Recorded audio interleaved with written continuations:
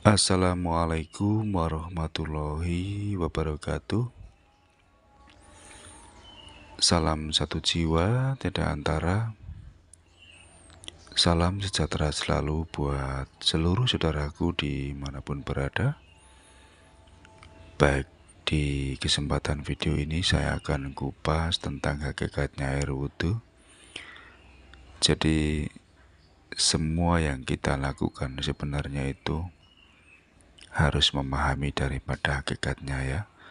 Sama halnya di suatu gerakan-gerakan sholat itu juga ada makna yang tersirat yang harus kita pahami ya. Sama halnya dengan kita berwudu ya, kita harus paham ya. Jadi atas izin Allah saya akan kupas sehingga setelah kita melakukan air wudu nanti kita bisa memahami secara hakikatnya.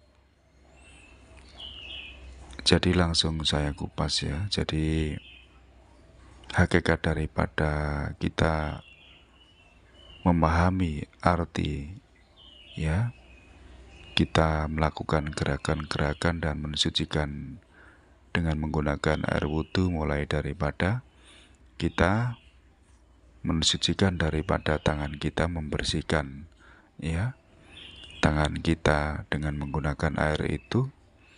Hakikatnya bahwasanya kita harus selalu ya menggunakan tangan kita untuk berbuat kebaikan ya.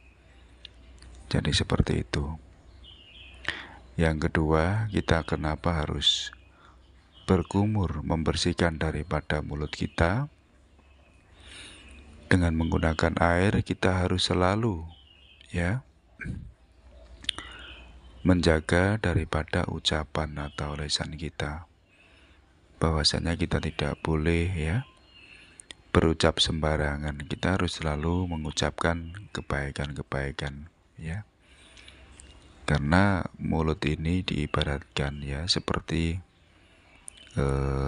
bara api. Jika kita salah mengucapkan daripada ucapan kita dan sudah mengenai kepada orang lain, maka hati orang itu akan tersakiti. Maka kita harus selalu menjaga tutur dan ucapan kita ya. Jadi kita harus selalu berucap tentang kebaikan-kebaikan.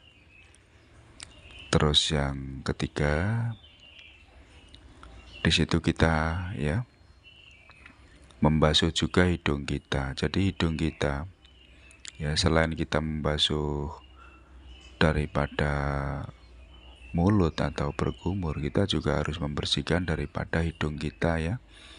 Senantiasa hidung kita ini atau jalannya nafas itu harus selalu sadar sepenuhnya kepada Allah ya.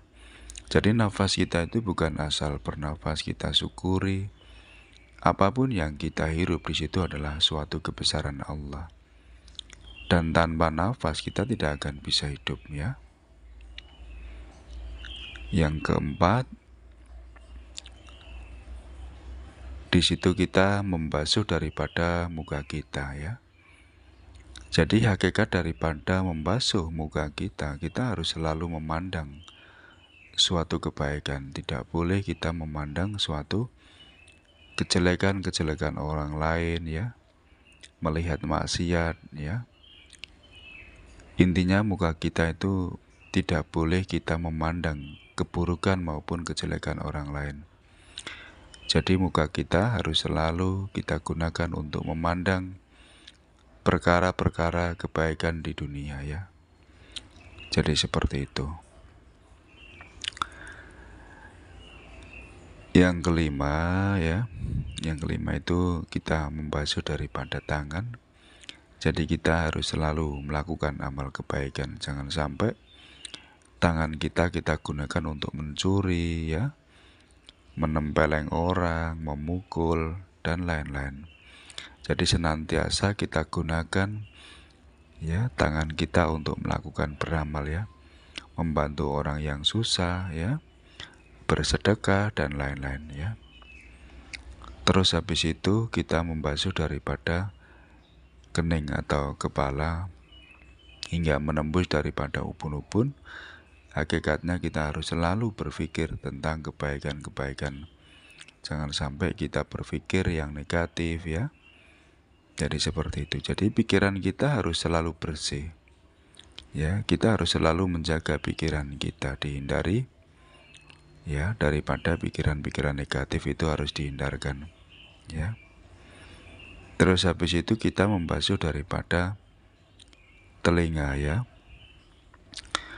Hakikat daripada membersihkan telinga itu kita harus selalu mendengarkan kebaikan. Tidak boleh kita mendengarkan tentang kejelekan orang lain ya. Jadi telinga kita harus gunakan untuk mendengarkan suatu kebaikan ya.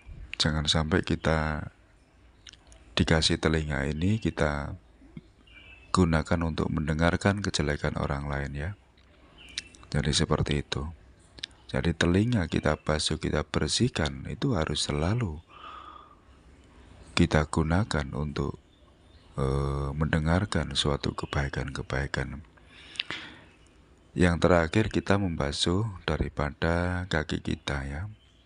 Jadi hakikat daripada kita membasuh kaki itu kita harus selalu menggunakan kaki kita untuk selalu melangkah tentang kebaikan. Ya, tidak boleh kaki kita gunakan untuk menendang ya. Habis itu kita gunakan untuk melangkah hal yang tidak baik, jangan. Jadi kaki kita gunakan untuk melangkah tentang kebaikan ya. Jadi seperti itu. Dan diharapkan setelah kita mengambil air wudhu ya, kita mensucikan daripada jasad ya. Kita harus memahami, jangan sampai kita hanya dapat ampasnya saja, tapi kita harus memahami intisari daripada mengambil air wudhu itu. Setelah kita melaksanakan ambil air wudhu, kita harus menjaga ya, mulai dari ujung kepala sampai kaki itu harus utuh dalam kemurnian atau dalam kesucian. Jadi karena suatu saat kelak ketika kita meninggal itu akan ditanyakan baik pandangan kita ya, baik langkah kita, baik pendengaran kita, baik ucapan, semua ya.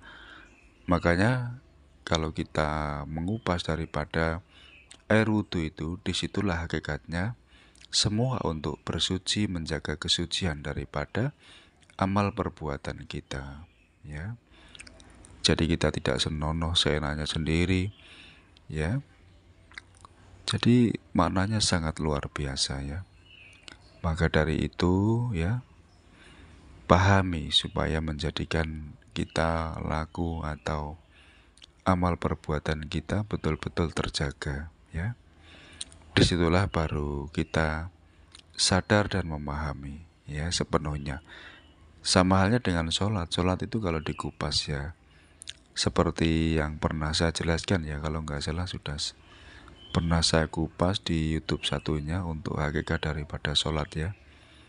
Kapan-kapan akan saya bedah lagi.